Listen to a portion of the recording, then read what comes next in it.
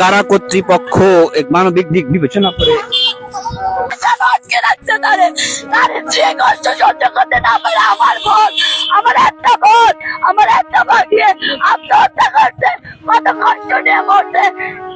রাজনীতির গায়ে পড়ে না বলো, এত এত কষ্ট করছে, সে তো কোনো খুনি না, তার ছোটখাটো মামলা, তাহলে কেন টানলো না, কেন টানলো না? ফটকের এই লোহার গেটটা আজ আর শুধু কারাগারের নয়, এটা এক স্বামীর জীবনের সব আশা ও স্বপ্নের শেষ প্রহর। এক পাশে দাঁড়িয়ে কারাবন্দী স্বামী, চোখে অবিশ্বাস, মুখে নিঃশব্দ আর্তনাদ, আর ঠিক সামনেই লাশবাহী গাড়ি, যেখানে শুয়ে আছে তার জীবনের সবকিছু, স্ত্রী আর মাত্র 9 মাসের অবুঝ সন্তান। এই একটি ছবি মুহূর্তেই ছড়িয়ে পড়ে সামাজিক যোগাযোগ মাধ্যমে।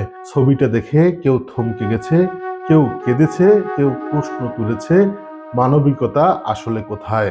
মাত্র 22 বছরের তরুণী কানিজ সুবর্ণা স্বর্ণালী। হয়তো তারও স্বপ্ন ছিল স্বামীকে নিয়ে সুখের সংসার, বুকের ভেতর জড়িয়ে ধরা সন্তানের ভবিষ্যৎ। কিন্তু নির্মম বাস্তবতা সেই স্বপ্নগুলোকে একে একে চূর্ণ করে দিয়েছে। স্বামীর দীর্ঘ কারাবাস, সংসারের টানাপোড়েন, অসহনীয় মানসিক চাপ, সব মিলিয়ে ধীরে ধীরে নিঃশেষ হয়ে যাচ্ছিল স্বর্ণালী।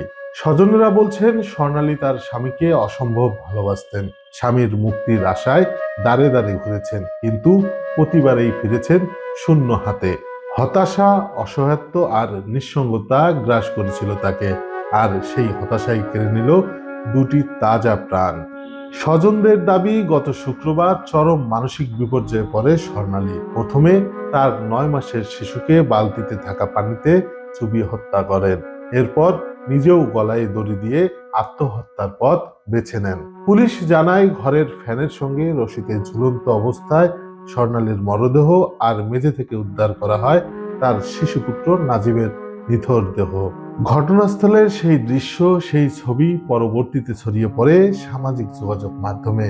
আর ঠিক তখনই নতুন করে আলোচনায় আসে এক প্রশ্ন: শেষ বিদায়ে একজন স্বামীকে স্ত্রী ও সন্তানের কবরে এক মুঠো মাটি দেওয়ার অধিকারটুকুও কি পাওয়া উচিত নয়? সবশেষে কারাগারের ভেতর বন্দী অবস্থাতেই নিজের জীবনের সবচেয়ে কঠিন বিদায় জানাতে হয় নিষিদ্ধ ঘোষিত সংগঠন ছাত্রলীগ নেতা জুয়েল হাসান সাদ্দামকে। শনিবার সন্ধ্যায় যশোর কেন্দ্রীয় কারাগারের ফটকে শেষবারের মতো স্ত্রীর নিথর দেহে হাত রাখেন তিনি। কোলে তুলে নেন মৃত 9 মাসের সন্তানকে। চোখের জল তখন আর ধরে রাখার মতো জায়গা খুঁজে পায় না।